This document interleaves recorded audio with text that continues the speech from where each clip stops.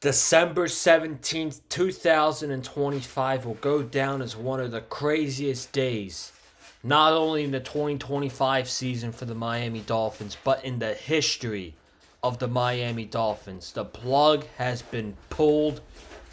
Finally, Mike McDaniel has the balls to bench the franchise quarterback, who's no longer the franchise quarterback of this team. Tua Tagovailoa is hitting the bench. He's not even the backup anymore. He's being demoted to the emergency third string quarterback. And ladies and gentlemen, Tua time is officially up in Miami. Man, oh man, we got a lot to talk about tonight. A late night podcast. We're going to do about 30 minutes. We're going to talk about three things. We're going to talk about Tua Tagovailoa. We're going to talk about Mike McDaniel. And we're going to talk about our new starting quarterback, Quinn Ewers. I hope everybody is having a great Wednesday night. What an insane day, man. The news broke around 10:30 this morning that Tua got benched, no longer on the team. Not the team, I'm sorry. No longer the starting quarterback. He might no longer be on the team come the offseason. I don't know what they're going to do. That is a video down the road. This is just in season. We're still in season. And in season, Tua Tagovailoa is no longer the starting quarterback of the Miami Dolphins. Thank goodness. That's all I gotta say, basically. I mean, I got way more to say than that, but thank goodness this guy is not the starting quarterback anymore. But I hope you guys are having a wonderful Wednesday night. I know I am. I spent my Wednesday night Christmas shopping with my beautiful girlfriend. Our first time Christmas shopping together. Me and Alyssa, we did our Christmas shopping. We went to multiple stores. We're all ready to go. We're decked out. Christmas is around the corner. If you hear scrunching, she's over there wrapping her presents. Shout out to the babe. Shout out to Alyssa. You want to say hi to the people? Hi, people. There you go. She's wrapping presents. I'm over here talking some Dolphins football. And, yeah, man, it was a great night. Great night for the both of us, and it's going to be a great Christmas. So, we got that. We got a lot to talk about. Man, oh, man. A lot's happened in the last 3 days. You get blown out. You get embarrassed by the Pittsburgh Steelers on Monday Night Football. That game was the straw that broke the camel's back. Just like the Thursday night game against the Ravens was the straw that broke the camel's back to fire Chris Greer. This game against the Steelers, this was the last string. And, man, just, it didn't work. And I know that, and I'll do a little bit of promoting, I guess. Go ahead and check out the post-game recap against the Steelers game on Monday night, last night's video. I'll put those up in the last 20 seconds. You guys know what to do. Let's talk about this. We're going to talk about three people. We're going to talk about Tua Tagovailoa. We're going to talk about Mike McDaniel. And we're going to talk a little bit about Quinn Ewers. Because he's the least important factor in this whole scenario. No disrespect to Quinn Ewers at all, but all right. A lot of people are celebrating this today. A lot of people are in joy. And enjoyed that he is no longer the starting quarterback of the team. He is probably not going to be the starting quarterback next season. There's no way you bench Tua for a 7th round rookie quarterback and you bring him back as our starter next season. He might be on the team, but he's not going to be the starting quarterback. And a lot of people are celebrating today, and I'm happy that he's not the starting quarterback anymore. I'm happy that Tua is hitting the bench, because it's the right thing to do for the team. It's the right thing. But I'm also sad.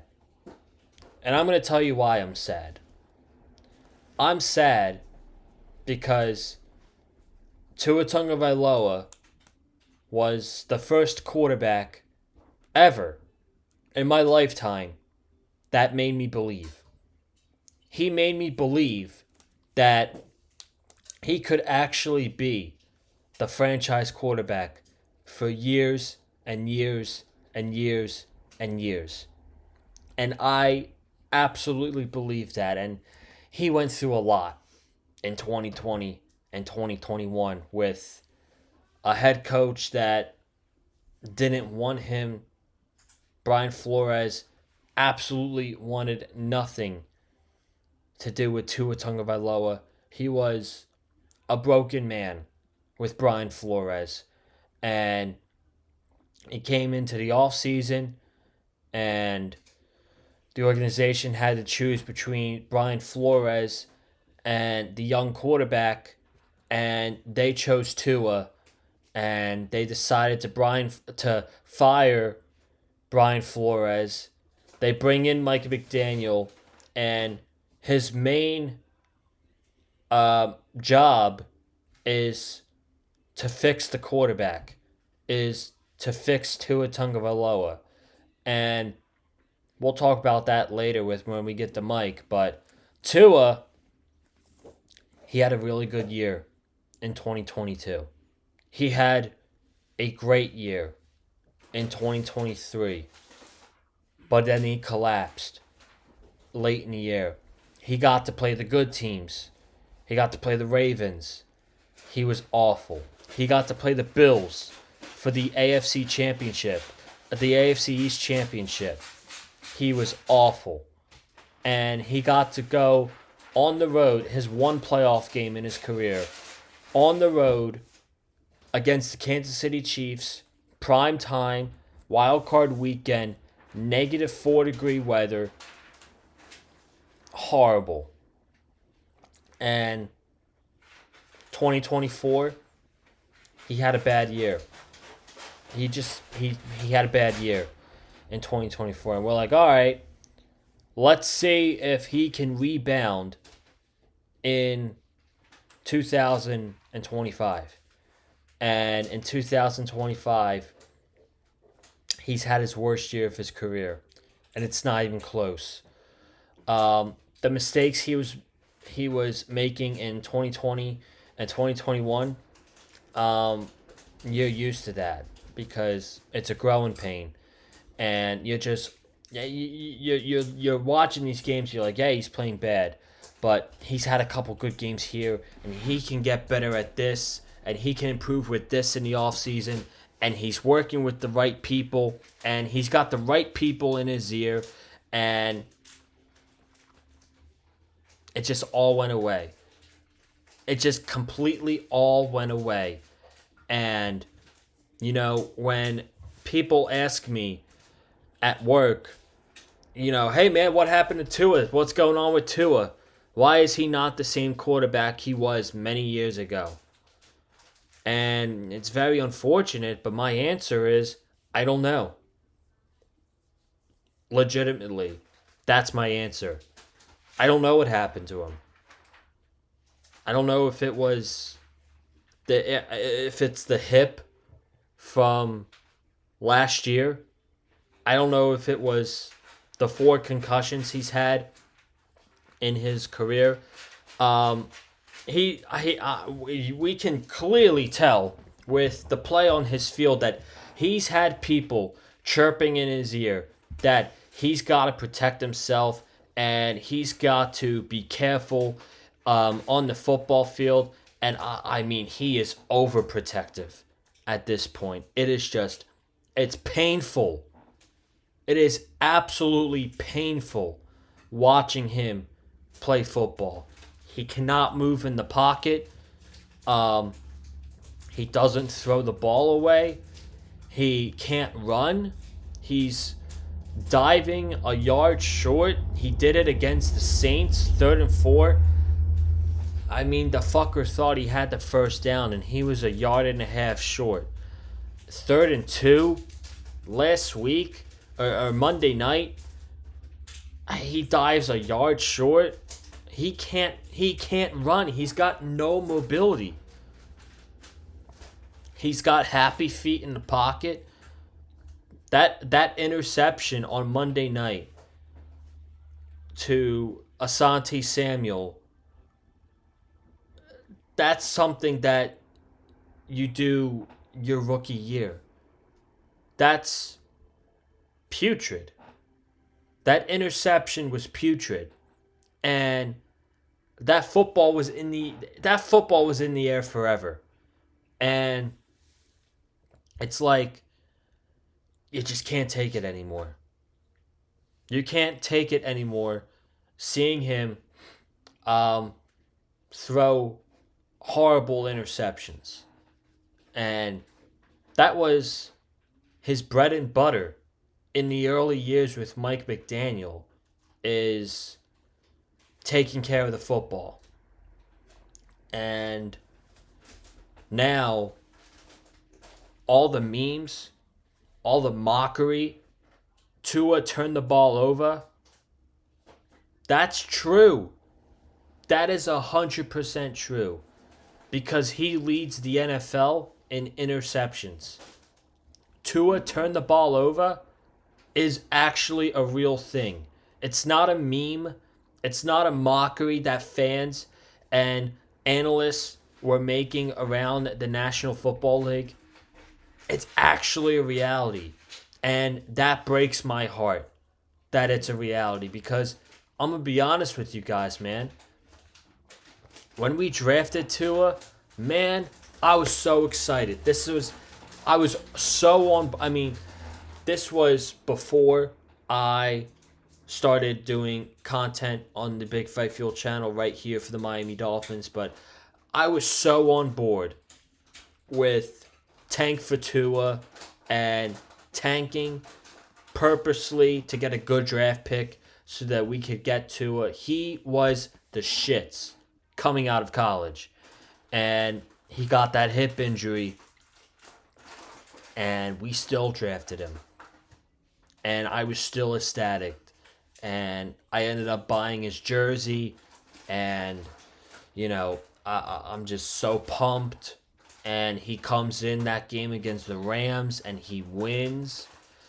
And I'm like, man, this is the juice. This is the injection that this organization needs. And I really thought that he was our guy. And it all came crashing down. And it sucks. It just really sucks, because now, next year, we're going to be entering a rebuild. The Miami Dolphins, and this will be talked about later on in the season and in the off season. The Miami Dolphins are 100% going to be entering a rebuild next season. And that sucks. We are going to be in cap hell because of this contract. And whether we keep him, we owe him $56 million next season. Whether we cut him, if we cut him, we got a cap hit of $99.2 million. Holy smokes, that would break it. That would break an NFL record right there. Or you could trade him post June 1st, which I don't think is going to be the case, because I don't know any NFL team in their right mind who would want to trade for this guy right now. What organization would be stupid enough to trade for Tua. So, I saw a tweet today by David Furones, Sun Sentinel, I believe. And he tweeted out, what's your biggest takeaway as to why Tua Tagovailoa, why we got to this point with Tua? And I'm going to tell you 3 reasons. Number 1, in no particular order, by the way. Number 1, I will say this was the main reason. The other 2, not in any particular order, but number 1, the main reason how this downward spiral started. Money, ladies and gentlemen. Money. Tua Tagovailoa had 1 good season in his career out of 6. He stayed healthy for 1 season, and that was 2023, when the Miami Dolphins made the playoffs at 11-6 and got eliminated in the first round by Kansas City. After that season, the main topic in the offseason was the Miami Dolphins, are we going to pay Tua Tagovailoa, or are we going to let him play on his 5th-year option? And I was on the boat that we need to pay him. We need to pay Tua. We need to lock him down long term.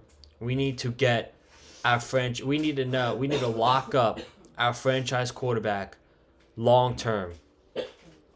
And July of 2024 comes, and yeah, we have mini camp, and he's doing drills off to the side, and he's throwing a couple passes, and he's not really practicing that much. And Mike McDaniel panicked, and Chris Greer panicked, and that's when they were like, you know what? We got to lock down a contract. We got to lock Tua down long term because we need him on the practice field. And they paid him. They paid him that big, juicy, fat contract. 4 years, $212 million. And that, ladies and gentlemen, that's where the ship started to sink. Was paying him that contract when he came out at the first day of training camp in 2024 and he shouted out, "Show me the money." That's where this all started going downhill. Because think about it. A normal human being out in the real world. Think about it in my shoes. If I had got paid $212 million, gosh, I wouldn't have to work a day the rest of my life. So, did he have that mindset of no work ethic, no motivation to get better? Because, hey, I got the bag. I'm good now. And he just canned it in. And laughing it up on the sidelines, and just, he's not being a good leader. Did he lose that moxie he had when he got paid? Because players, they have that moxie, but when it's not all players. Like for example, Jalen Hurts got paid, and rightfully so. But Jalen Hurts, when he got paid, Jalen Hurts still had that dog in him. Jalen Hurts was still an MVP candidate. And when Jalen Hurts got paid, what happened? Jalen Hurts went to the Super Bowl again. This time the Eagles won the Super Bowl, and Jalen Hurts was the Super Bowl MVP. You get paid, and, players become better. Most players, they become better once they get paid. Some players, they just mail it in. And maybe Tua mailed it in. But really, that's really my number one reason why I believe this downhill spiral started in the first place. Was because he got paid. Number two, it's got to be the injuries. I mean, he's limited because of the concussions. Because of the hip. He cannot run. He cannot take a big hit. That's why he slides so early when he's running. Because he knows that if I give myself up when I'm trying to scramble and make a play and I get popped, I'm done. And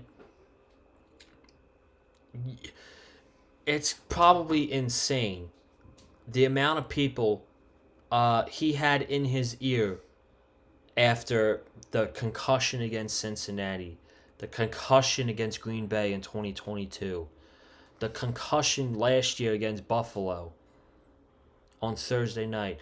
The amount of people that was in his ear saying, yo, you cannot take these big hits. You've got to protect yourself. You've got to learn to be aware of your surroundings on the field. And now he's overprotecting himself. He's playing too cautious. He's afraid to run. He's afraid to get hit. And he's for that he's holding back the offense. And it is what it is. And number three, this is sort of an unpopular opinion, but I really started questioning, and I'm sure players in the locker room did too. Like, if you pull Aaron Brewer aside, or if you pull Jalen Waddle aside, and you're like, hey, did you like what Tua said after the Week 6 loss to the Los Angeles Chargers? Their answer would be, fuck no. And that's number three for me. How this started to build more steam was when he threw the entire locker room under the bus Week 6, saying guys aren't showing up to meetings, guys are showing up late to practice, guys are showing up late to team meetings, blah, blah, blah, blah, blah. Listen, if that happens, that is something that you have got to keep wraps in the organization. You cannot expose that to the media. And the fact that he exposed that to the media, that's careless. And you got to think to yourself, saying shit like that carelessly, you think these players stopped playing? You think these players kept playing hard for him? You think these players stopped being like, hey, you know what? He's throwing me under the bus. You know, why am I going to run? Why am I going to block my ass off for him? You know what I mean? So, but I do think the biggest reason why he regressed was because of the contract.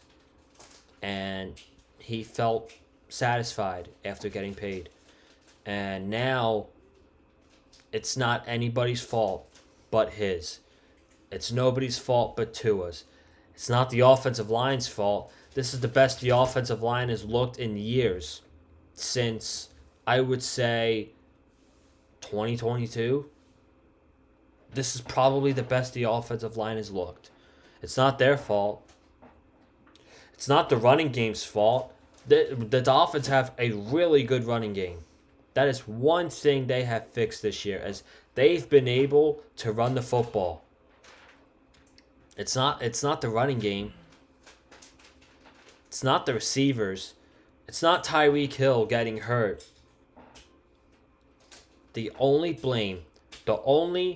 person to point the finger at as to why the season has gone the way it is is the so-called franchise quarterback.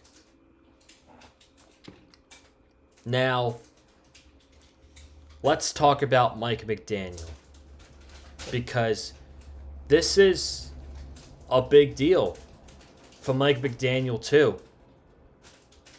Mike McDaniel was apparently the one who made the call to, and let me find it. Here we go.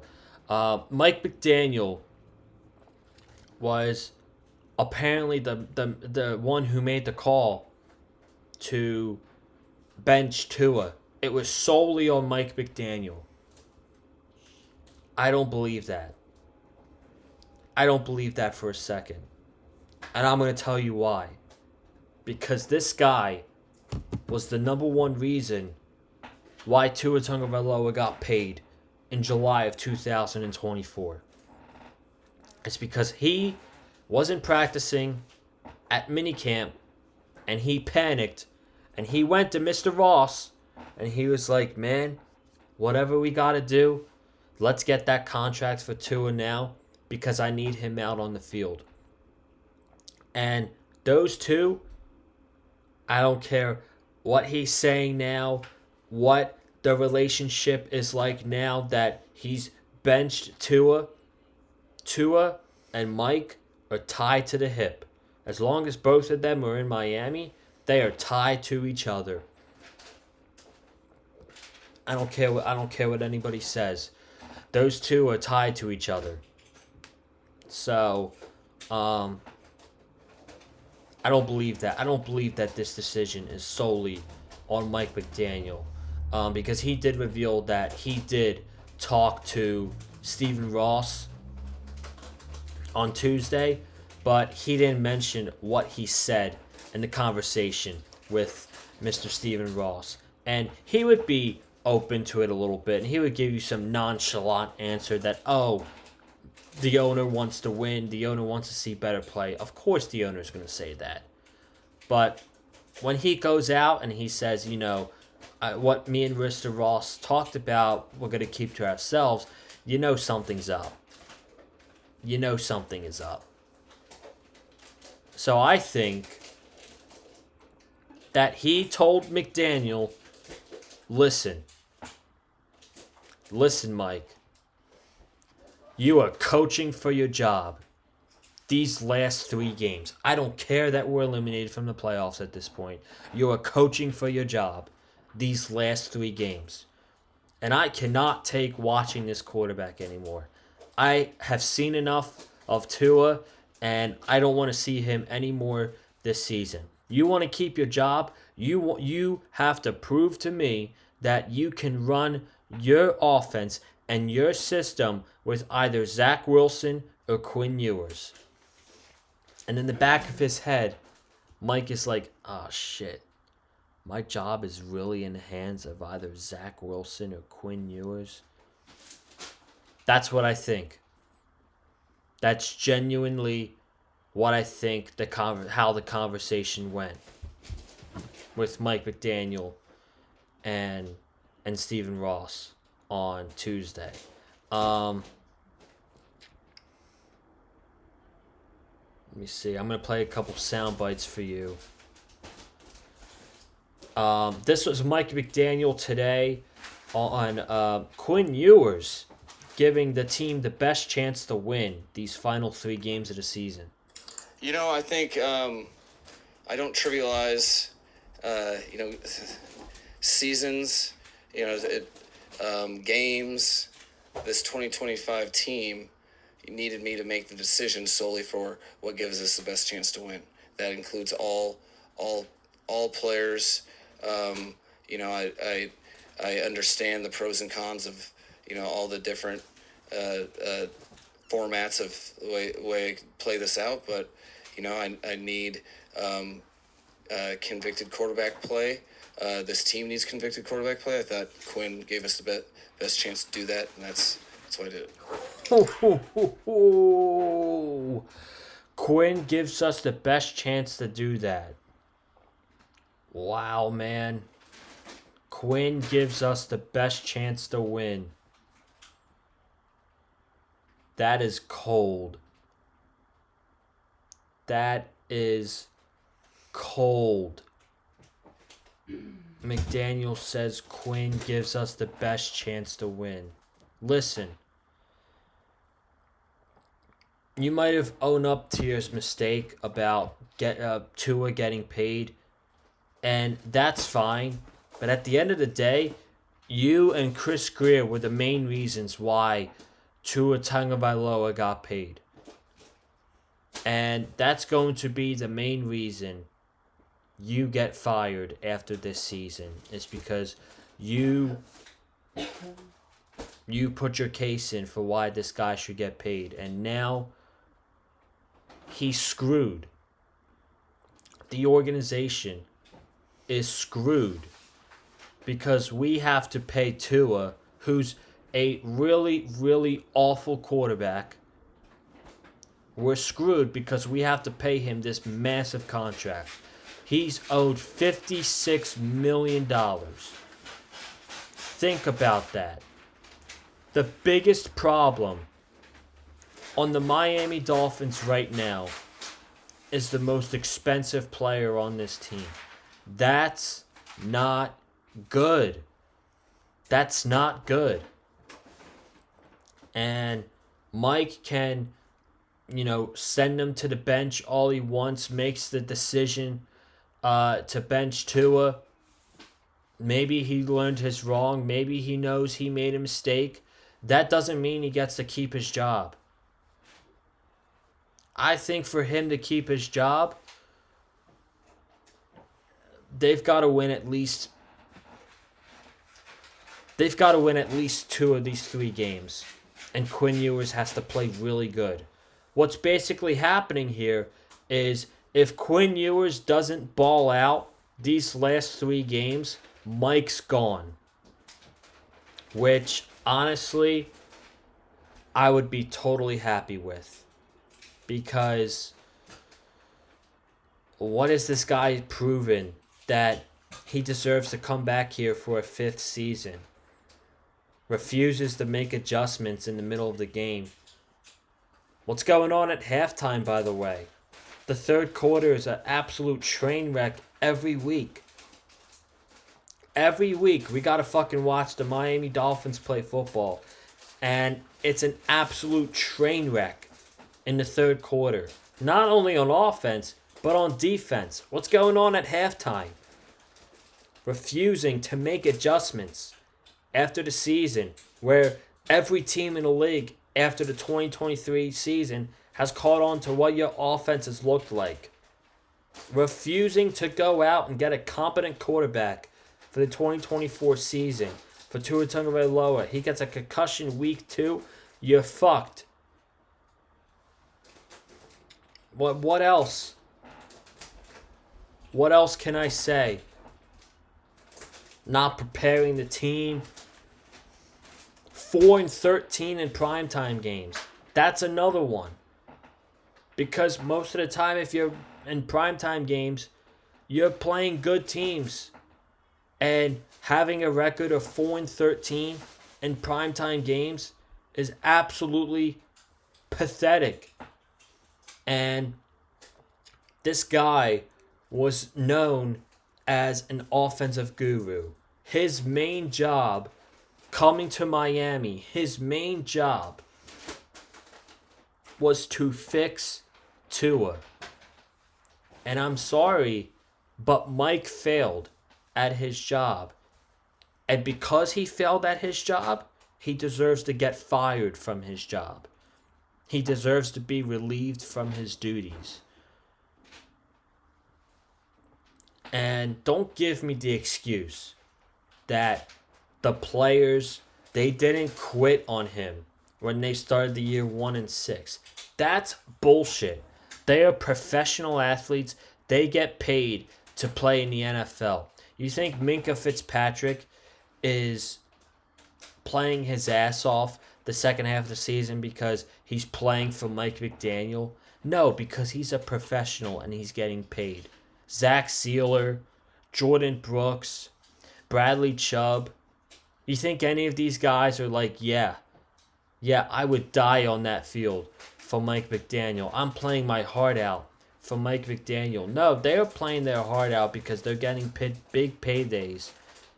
Or they want to get bigger paydays. Don't give me that excuse that the players didn't quit on him when they started the year 1-6. That's an excuse.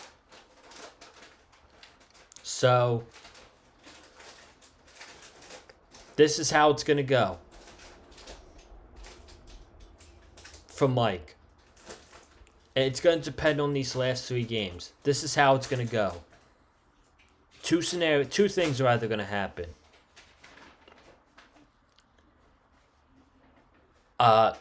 Option A, Quinn Ewers plays really good the last 3 games of the season. And say the Dolphins win 2 games, and Mike McDaniel, he coaches really good games. And he comes back. Ross is like, all right, you've earned it. You are going to be our head coach for the 2026 season, but we're going to get this new general manager in here, and whatever general manager gives us the best answer as to how we can manage this Tua contract and get off this contract so he's not on the team next year. You will be the head coach, but you will be under a new quarterback. You will be coaching a different quarterback next season. Because Quinn Ewers is not the answer. So either that or option B, the Dolphins, they lose. Quinn Ewers doesn't look good, and Mike gets fired. And then we have a complete reset in the organization. New general manager, new head coach, and a new franchise quarterback. And the last little bit of piece that I want to talk about is our new quarterback, Quinn Ewers. Quinn Ewers had some really, really good moments in college with the Texas Longhorns. Led them to the college football playoff twice, was Big Ten champions with them, led them to the SEC championship game, led them to the semifinals of the college football playoff last year. Crap. I got to see him play in person last year in the quarterfinals of the college football playoff against Arizona State. Was the main reason they won that game.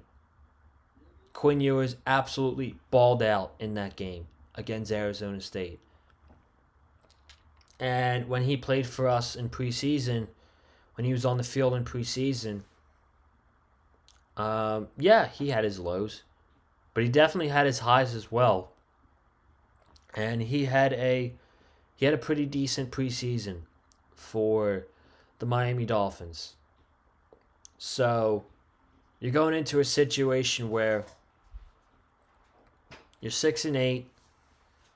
You got 3 games left.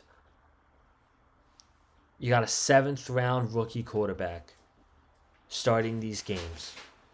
And, Quinn Ewers is a 7th rounder for a reason. Because he's got many, many flaws in his game. But this is absolutely the right decision for the Miami Dolphins right now. Because you've already seen you've seen enough Tua Tagovailoa for the season. You don't want to see any more Tua.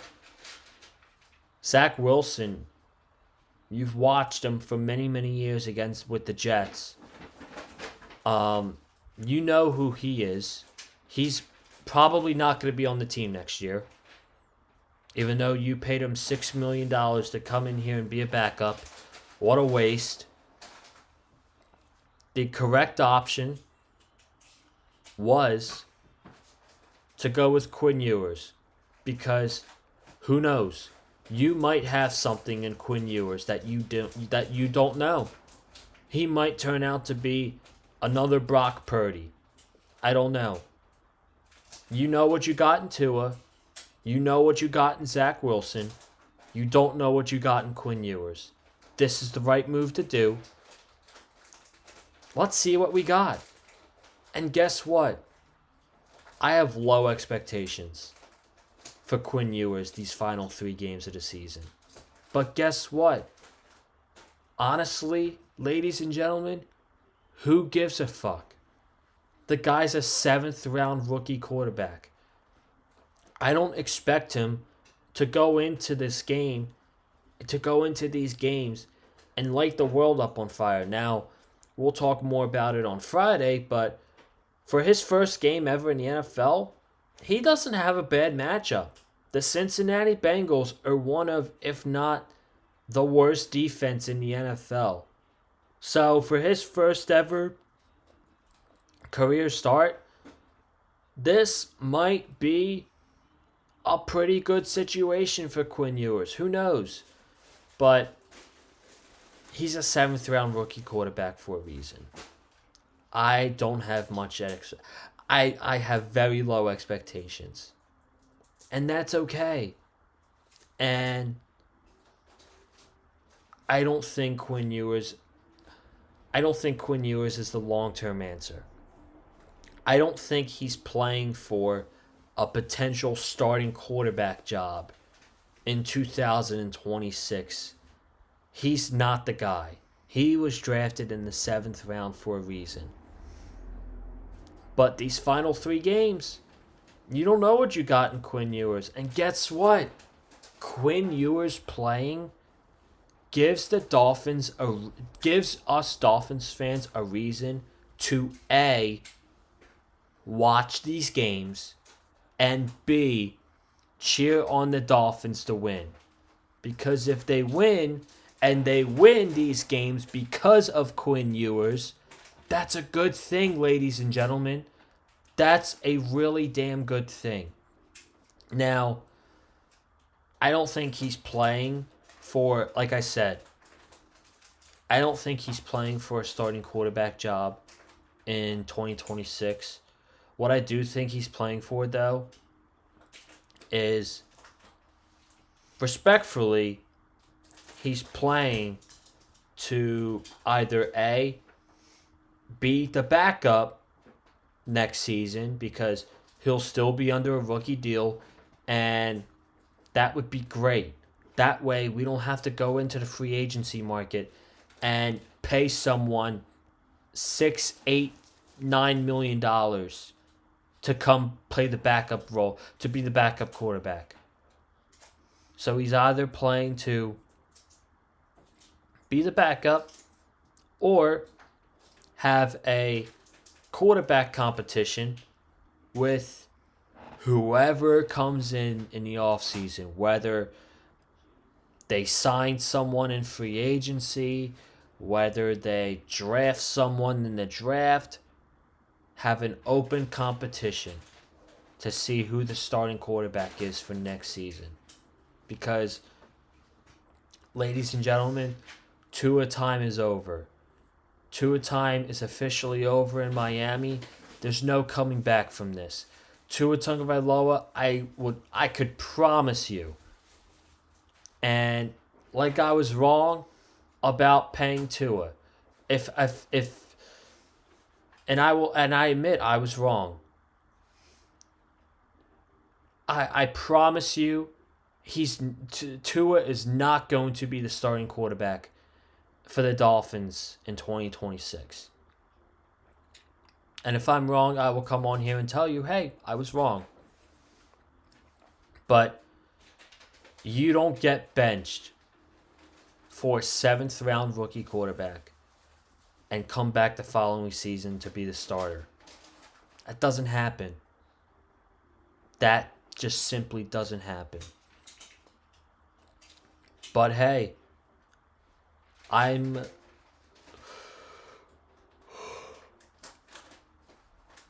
excuse me. Even though I got low expectations, I'm still looking forward to watching the game on Sunday. Let's see what the guys got. And guess what? if he goes out there and he doesn't have a great game and he has a couple interceptions and they lose, who cares? The team has nothing to lose.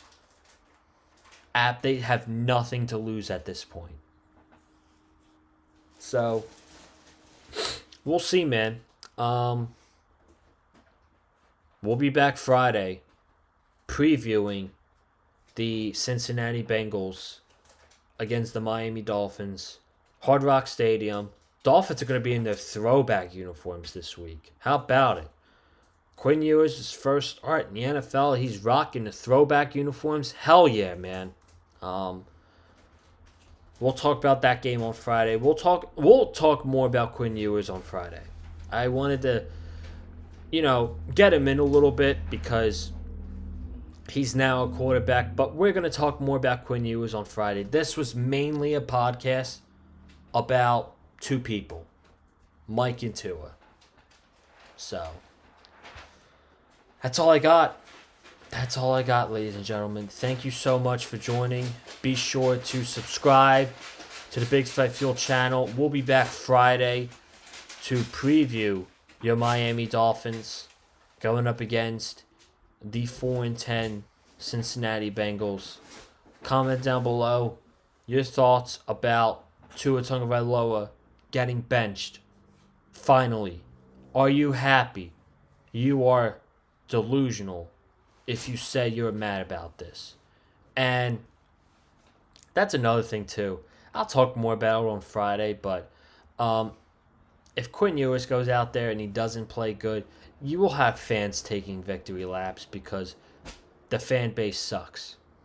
Comment down below your thoughts on Tua getting benched. Hit the like button if you like what you heard from me. Oh, man. And follow me on Twitter and TikTok. Conlon_Joseph. But, alright, guys. Tua time is up. And so is the time on this podcast. I'll see you guys Friday to preview Bengals, Dolphins, Hard Rock Stadium. Peace.